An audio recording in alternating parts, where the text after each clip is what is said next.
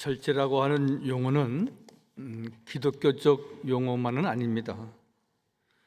모든 사회에서 우리 인간사에 적용되는, 그리고 우리의 삶을 균형 잡게 하는 용어입니다. 절제의 의미는 사전적으로 알맞게 조절하는 것, 그렇게 표현되어져 있습니다. 우리가 너무 앞서 나가지도 않고 뒤처지도 않고, 그리고 또 너무 많은 것을 소유해서 그것이 우리의 삶에 짐이 되지 않게 하고, 또 없는 것으로 인하여서 우리가 큰 고통과 아픔을 당하지 않도록 우리가 적절한 소유 혹은 또한 균형 있는 삶, 그것이 절제의 미덕이다 말할 수 있습니다. 윤리적으로 볼 때에는 방종하지 않는 삶, 또 감정적 욕구를 이성으로 통제하는 경우, 이것을 우리가 절제다 우리가 말할 수 있습니다. 절제란 우리가 지혜롭게 선택을 하고 균형을 유지하는 데 매우 중요한 역할을 하게 됩니다. 욕구를 통제하고요, 더 나은 삶을 만들 수 있는 핵심적인 이야기입니다.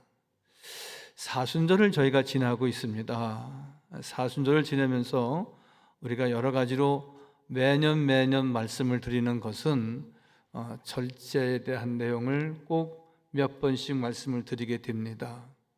우리가 미디어 부분, 이런 부분도 좀 절제하자.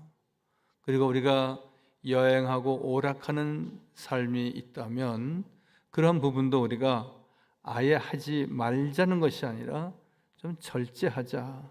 즉 내 삶에 이렇게 좌우를 좀 이렇게 세상적인 것과 경건한 것, 그래서 우리가 좀 균형 있게 잡아보자는 것입니다. 제가 잘 아는 후배 가운데 한 분은 태능 주변에서 목회를 하는 분이 있는데, 그분은 건강을 굉장히 중요시하는 분입니다. 그래서 하루에 2만 보 이상을 걷는다, 그것이 목표입니다. 그래서 새벽 기도 마치고 2만 보를 뛰고 옵니다. 만날 때마다 헬쑥해진 모습을 보면서 좀 걱정이 되기도 합니다. 이런 표현이 적절할지는 모르지만 이북에 있는 어느 탈북을 한 어떤 병사가 이렇게 빼짝 마르고 얼굴이 안 돼 보이듯이 그렇게 보여져서 목사님 좀 대충 해야 되겠습니다. 너무 운동을 심하게 하는 것 같습니다. 그렇게 권하기도 하고 합니다. 모든 것이 지나치면 부족한 것만 못하다는 말, 과유불급, 그것이 우리의 삶의 균형을 맞춰주는 것입니다. 자동차를 우리가 운행하는 분들은 늘 느끼는 것은 크게 두 가지의 기능이 있지 않습니까? 잘 나가게 하는 엑셀, 멈추게 하고 서서히 하게 하는 브레이크. 이것에 대해서 철저히 경험한 분이 한 분 있는데, 군대를 전역을 하고 부모님이 중고 자동차를 하나 구입을 해줘서 고속도로로 진입했습니다. 그리고 그가 말하는 이제 대구로 가야 되는데 경산 IC 한 3, 4km 전방에서 잘 나가다가 브레이크를 밟으니까 이것이 작동이 안 되는 겁니다. 당황을 한 겁니다.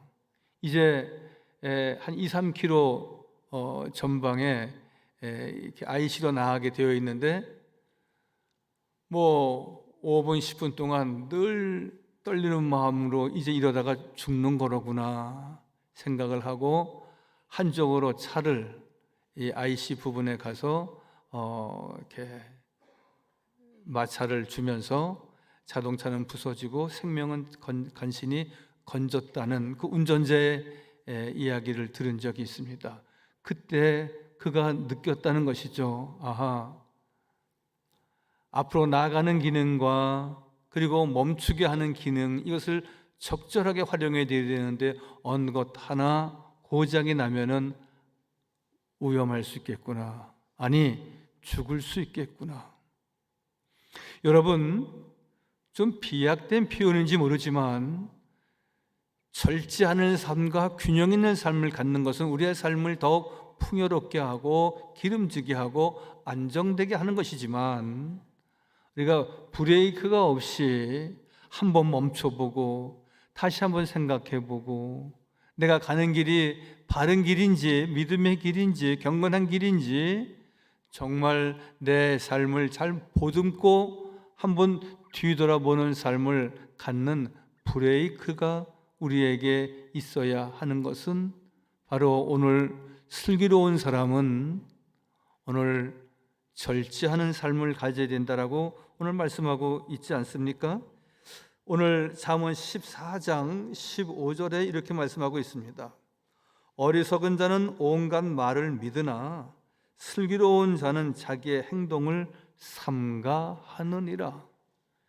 슬기로운 사람은, 지혜로운 사람은 자기의 행동을, 자기의 말을 삼가하고 절제할 수 있어야 한다는 내용의 말씀입니다. 여러분, 절제는 우리 기독교 초기에 대한민국의 선교가 시작될 때에도 똑같이 적용되었던 것입니다. 선교사들이 늘 걱정했던 부분 가운데 하나는 교회에 나와야 되는데, 예수 믿어야 되는데 교회에 나와서 은혜 받을 사람들이 너무 절제 없는 삶을 갖는 것 가운데 하나가 술을 많이 먹는다든지 담배를 많이 피워서 건강을 해친다든지 또한 도박하는 일, 그것이 횡행하여서 이 세 가지를 크게 선교하는데 금하고, 성경 말씀에 도박은 안 된다, 술 먹으면 안 된다, 담배 피우면 안 된다, 그러한 것이 명시적으로 기록되어 있지는 않지만 하나님 말씀 가운데 경건한 그리스도인들은 자기 자신을 성결하게 해야 될 책무가 있기 때문에 그것을 근거로 해서 금주하게 하고 금연하게 하고 도박을 하지 아니하도록 한 것입니다. 저는 참 신기한 것 가운데 하나는 적어도 한 20여 년 전까지만 하더라도 장례를 치르면 늘 그 장례 빈소 안에서 늘 술을 같이 나누고 또한 담배를 피우시고 화투를 치면서 늘 새벽까지 그 빈소를 지켜주는 분들이 있었는데 그것이 20여 년 전부터 싹 없어졌어요. 사랑하는 성도 여러분, 이것은 절제입니다. 사회가 절제해야 할 것을 정말 균형 있는 인간적인 삶을 지녀야 되는 가장 최소한의 부분이었기 때문에 그렇습니다. 여러분, 아파트 생활을 하십니까? 아니면 주택에서 생활을 하십니까? 늘 주택 주변 곳곳에 아파트 복도마다 담배는 안 됩니다. 금연 지역입니다. 여기에 소변을 보아서는 안 됩니다. 그렇게 금하는 것은 그것이 위생적이고 도덕적인 일이긴 하지만 또한 우리가 절제해야 될 것이 분명히 있음을 이 사회는 말해주고 있는 것입니다. 아우구스티누스는 절제는 자신을 하나님 앞에 온전하게 드리는 것이고 그리고 자기 자신을 썩지 않게 보존하는 것이다. 절제하는 것은 자기 자신을 경건하게 잘 보존하는 것이다. 그렇게 분명히 말씀하고 있습니다. 그래서 그리스도인이기 이전에 우리 인간에게 절실하게 요구되는 덕목의 하나가 오늘 절제인 것입니다. 그래서 헬라 사람들은 일찍이 절제하기 위해서 4대 덕목을 말하고 있습니다. 그 4대 덕목이 무엇입니까? 지식, 용기, 정의, 그리고 절제입니다. 제가 우스운 얘기를 드린 적이 있습니다. 우리가 3가지 척을 하면 안 된다. 있는 척, 배운 척. 여러분, 사람이 살아가는 데 있어서 다 자기 자신을 과시하고 싶어 합니다. 그런데 우리가 늘 그것을 다 내어놓고 이야기한다면 많은 사람들에게 늘 아픔을 줄 수가 있고 또 질시를 받기도 하는 것입니다. 지식이 있다고 해서, 용기가 있다고 해서, 용맹하다고 해서 늘 칼과 총을 들고 나서면 그 민족은 패방할 수밖에 없습니다. 정의도 마찬가지입니다. 여러분, 이 사회에서 자기 자신이 정의의 사도인 것 마냥 나서는 분들도 있습니다. 민주화를 위해서 애쓴 분들이 있지만 그것을 계속해서 나는 민주투사다. 그러면 이 시대가 지금 투사를 말하는 것이 아닌데 이 시대는 늘 행복과 복지와 그리고 사랑과 공정을 말하는 이 시대인데 자꾸 투사 이야기를 하고 하면은 별로 공감할 수 없는 것입니다. 그래서 지식과 용기와 정의가 필요하지만 이것 또한 절제할 수 있어야 된다. 너무 아는 척하고 배운 척하고 있는 척하고 하면서 자기 자신을 내세운다면 그것은 아름다운 믿음의 삶도 아니고 또 이 사회의 시대 정신에 맞지 않는 것이다 말하는 것입니다. 그래서 자기 자신을 잘 알고 자기 자신을 잘 다스리는 것, 그것이 절제입니다. 아테네 청년들에게 두 가지를 늘 경고했다는 것이죠. 첫째, 내 자신을 잘 알라. 우리가 늘 소크라테스의 이야기 아닙니까? 내 자신을 잘 알라. 그 다음에 중요한 것은 내 자신을 잘 다스리라는 것입니다. 자신을 잘 아는 것, 자기 자신이 어떠한 사람인지 아는 것도 중요하지만 자기 자신의 마음을 다스릴 수 있어야 된다 말씀합니다. 여러분, 플라톤의 이야기를 한 번 더 하자면요, 플라톤은 이성의 흰말 그리고 욕망이라고 하는 검은 말이 있다는 겁니다. 그래서 이성의 흰말이 늘 흰말이 수레를 잘 끌고 가야지 우리가 욕망과 본능이라고 하는 그 말과 경주해서 이길 수 있다, 그렇게 말합니다. 우리 인생이 망가지지 않으려면 우리가 경건이라고 하는, 절제라고 하는 흰 말이 끄는 그 수레에 있어야 한다, 그 말입니다. 우리는 풍요로운 시대에 있다고 합니다. 여기에 다 100% 공감하지 않는다 할지라도 분명한 것은, 또 모두가 공감할 수 있는 것은 우리가 30년, 40년 전보다 훨씬 우리의 삶이 용이해졌다는 것은 너무나 분명합니다. 많은 것이 있습니다. 많은 것을 배웠습니다. 많은 지식을 우리가 갖고 있습니다. 그러나 그것조차도 우리가 분별해서 절제하며 사용하지 못할 때 결국은 그것 때문에 우리는 늘 실패하고 낭망하고 늘 불행할 수밖에 없는 것입니다. 더 많은 돈을 갖기 위해서 우리가 힘쓰고 애쓰다가 많은 것을 더 잃어버리는, 더 고귀한 것을 잃어버리는 경우가 얼마나 많이 있습니까?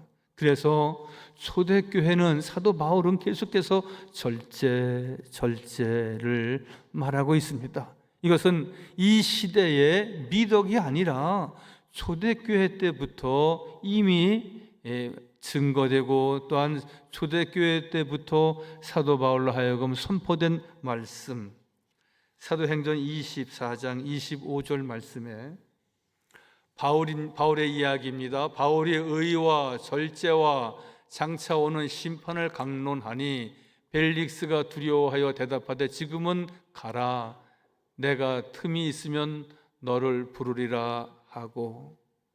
사실 사도 바울은 그렇게 높은 사회적 지위에 있던 사람은 아닙니다. 그는 선지자이고 복음 전도자입니다. 그는 말 못할 것이 없었습니다. 고관들을 향하여서, 저런 벨리스라고 하는 고관들을 향하여서 분명히 말씀하고 있는 것은 의와 절제를 말하고 있습니다.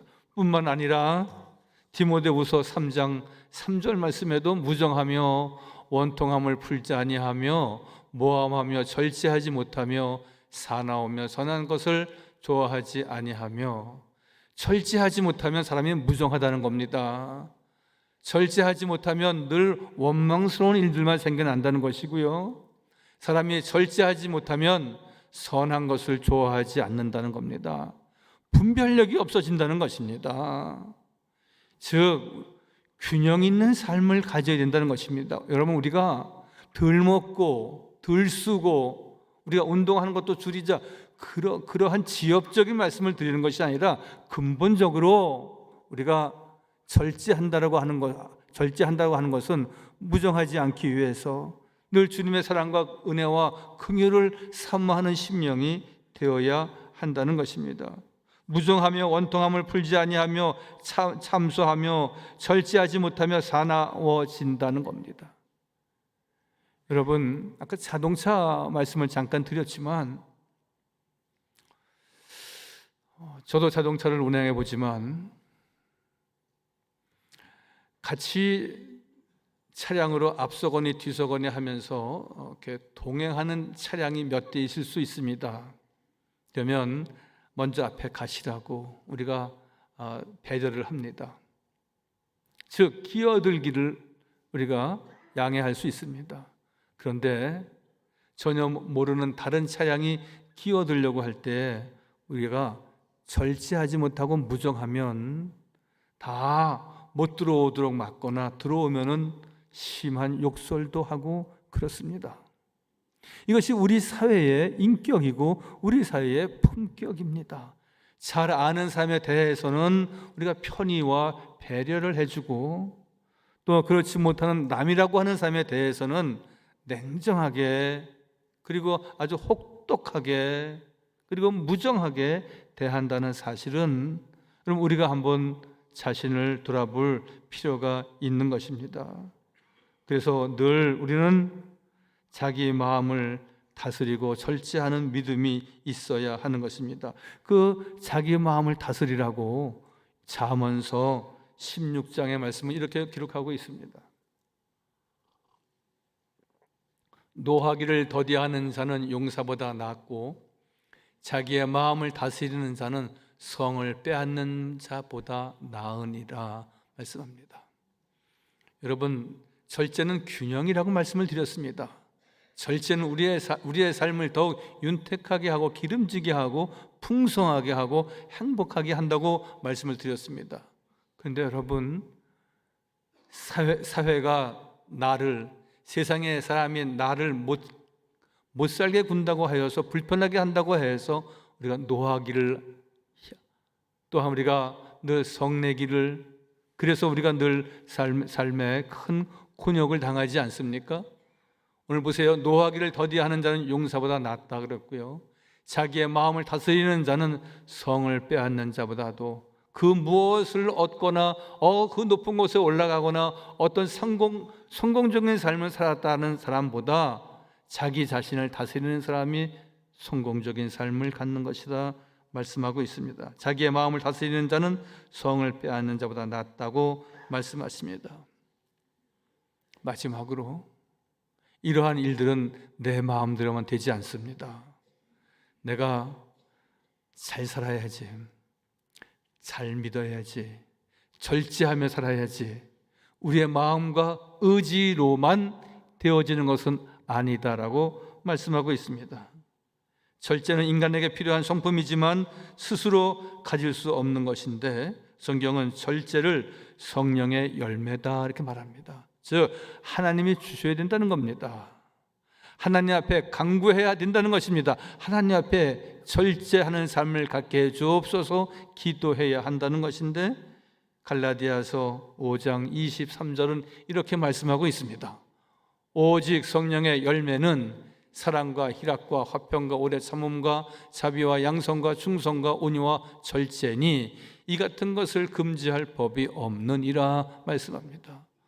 모든 인내하는 것, 자비, 양성, 충성, 온유, 모든 것이 다 하나님의 선물이고 성령의 열매이지만 절제조차도 하나님이 주시는 은사요 열매다라는 것입니다. 그러므로 우리가 주의 말씀을 사모하며 주의 말씀을 아멘 할렐루야 하며 마음의 문을 열고 화답하는 심령이 되어야 하는 것입니다. 고린도전서 7장 9절 말씀에 보면은요, 절제를 육체적 욕망에 대한 극기를 의미하는 내용의 말씀이 있습니다. 즉 투기하는 것, 술 취하는 것, 방탕하는 것, 이것 또한 내 마음의 의지로만 다 해결될 수 있는 것이 아닙니다. 술을 많이 하는 분들이 그런 얘기를 하지 않습니까? 술이 술을 먹는다. 내가 먹는다는 것이 아닙니다. 술이 술을 먹는다. 그런 얘기를 합니다. 술 많이 먹는 것을 자랑하는 어떤 연예인이 있더라고요. 자기 가정을 또 자기 가정의 그 주방을 소개하면서 그동안 먹었던 술병이 50개, 60개 되는 겁니다. 그래서 내가 365일 동안에 내가 몇 리터를 먹었을까? 그것을 계산하고 있더라고요. 그것을 재미있게 예능 프로그램에서 다루는 것을 보았습니다. 자랑하는 것인지 아니면 이러한 사람도 있으니까 조심하라는 것인지 어떤 메시지를 주고자 하는 것인지는 알 수 없었지만 지나쳐도 엄청 지나친 겁니다. 사랑하는 성도 여러분, 우리는 이제 절제라고 했을 때 먹는 것도 우리가 절제할 수 있어야 됩니다. 여기에 많은 유혹과 이기지 못하는 우리의 약한 심성도 있습니다. 그러나 여러분, 우리가 90세, 100세 장수하는 비결은 소식하는 데 있습니다. 물론 건강을 지키기 위한 여러 가지 방법이 있지만 그 중에 우리가 분명히 할 수 있는 것은 절제입니다. 운동도 적당히 하시는 것이고, 여러분, 운동이 좋다고 그래서 과격하게 어떤 기구를 가지고 높은 산을 젊은 사람들 같이 막 오르고 내리고, 여러분 그렇게 해서 땀을 흘리고 우리가 1kg, 2kg 우리가 감량을 하고, 여러분 그것이 결코 우리가 건강하게 행복하게 사는 방법은 아닐 것입니다. 조금씩 우리의 삶에서 절제할 수 있는 그런 믿음을 달라고, 나는 약하지만 내 의지 갖고 되는 것은 아니지만, 여러분 이제 3월 초순이 되었습니다. 우리가 2024년 한 해를 시작하면서 난 이렇게 살아야지, 건강을 위해서 이렇게 해야지, 이것은 끊어야지, 이것은 내가 잘 지켜야지. 그런데 3월 달이 지나가면 그 모든 결심했던 것이 작심 3일처럼 작심 3월 되어서 우리가 3월부터 4월 달부터는 예전 그대로 그 습관대로 간다고 하는 통계가 있습니다. 이런 절제는 인간의 의지로 한계가 있습니다. 성령의 역사로, 성령의 은사로 주시는 열매가 절제인데, 성령의 열매로서 절제를 얻기 위해서는 우선 우리 자신의 문제를 인정해야 됩니다. 내가 약한 사람인 것을 하나님 앞에 인정해야 됩니다. 사순절 기간에 내가 약한 자인 것을 인정하는 것은 무엇입니까? 구체적으로 나는 죄인이라는 것입니다. 그 십자가를 생각할 때 그 십자가에 못 박혀 죽었어야 할 내 자신을 대신하여 예수 그리스도께서 그 십자가에 못 박혀 돌아가셨다는 것을 우리가 믿고 또한 그 사실을 인정해야 한다는 것입니다. 그분은 그분이고 나는 나다, 십자가는 십자가고 나는 내 믿음이다, 그렇게 분리돼서 우리가 설명될 수 있는 것은 아무것도 없습니다. 십자가에 못 박혀 돌아가신 분은 나의 죄를 위해서, 우리의 죄도 되지만 더 우리가 구체적으로 분명하게 이야기할 때 나 시명섭이의 죄를 위해서 돌아가신 예수 그리스도를 우리가 바라고 우리가 한 주간 사순절을 보내게 되는 것입니다. 투기와 술 취함과 방탕함, 여기에서 우리가 분명히 구별되는 삶을 지녀야 하는 것입니다.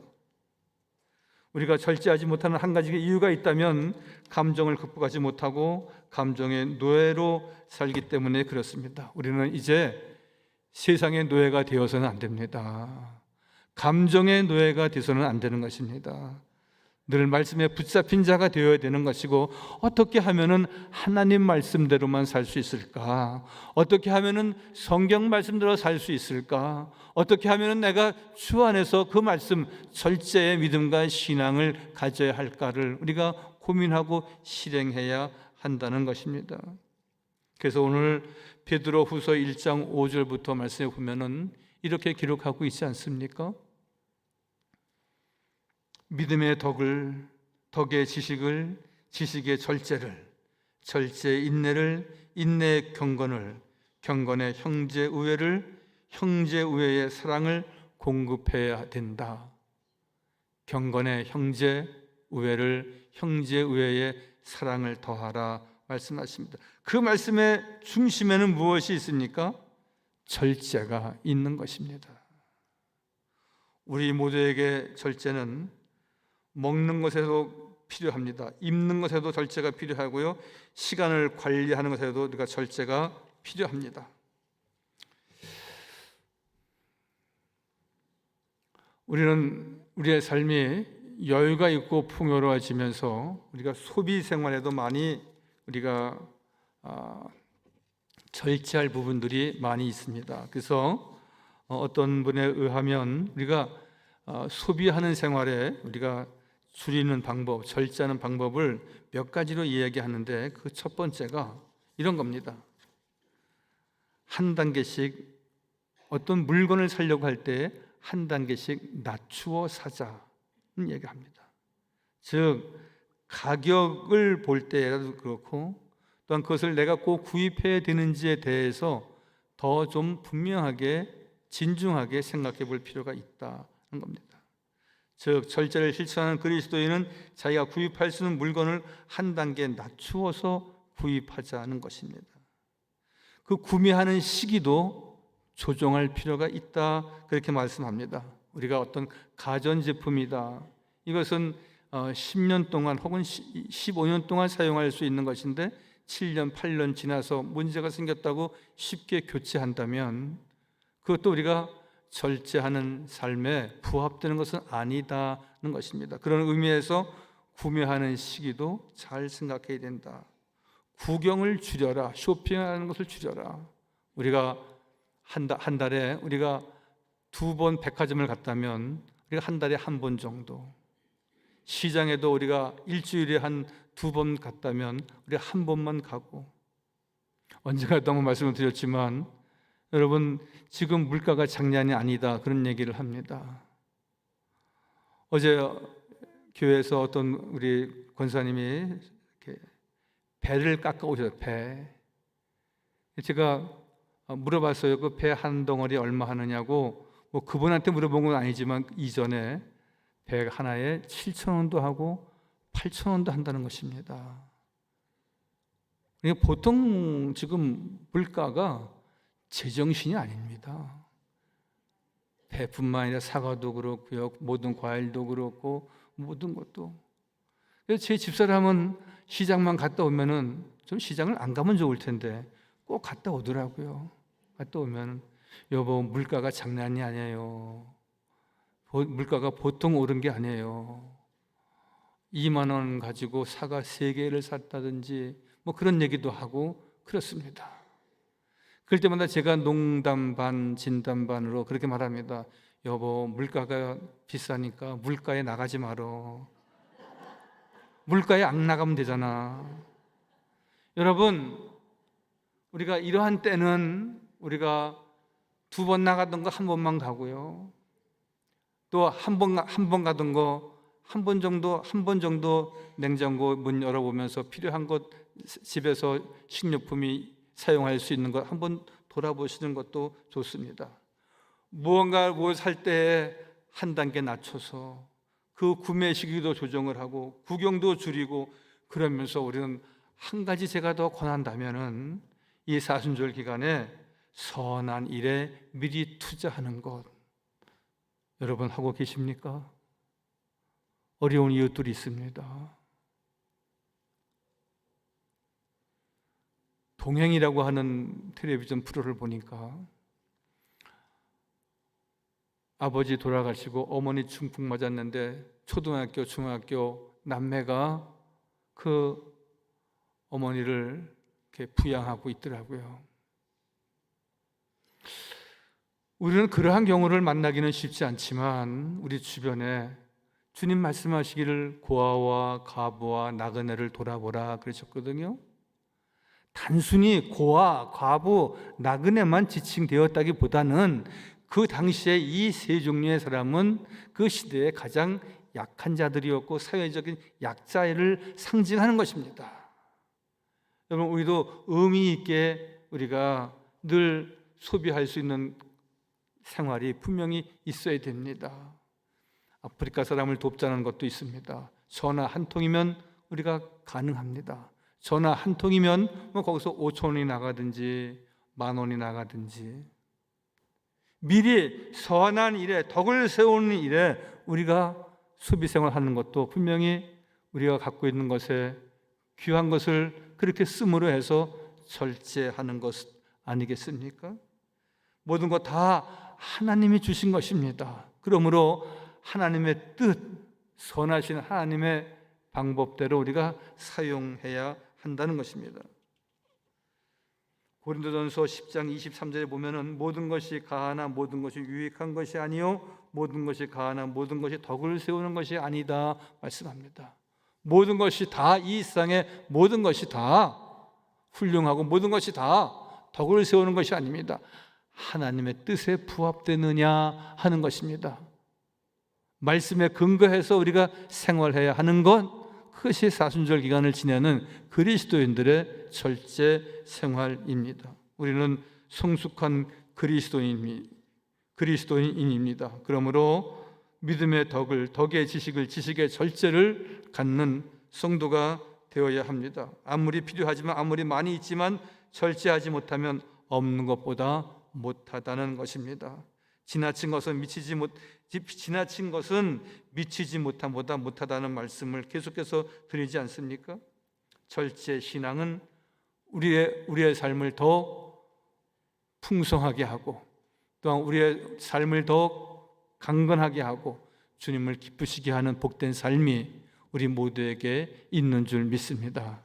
슬기로운 사람은, 지혜로운 사람은 모든 일에 절제하고 하나님의 뜻을 따르는 복된 삶이 있게 되는 줄 믿습니다. 할렐루야.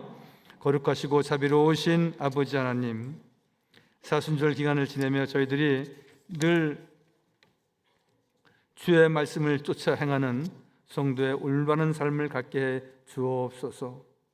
알맞게 조절하는 삶, 지혜롭게 선택하고 균형을 유지하는 삶, 또한 주님을 기쁘시게 하는 우리의 일상의 삶이 되도록 축복하여 주옵소서.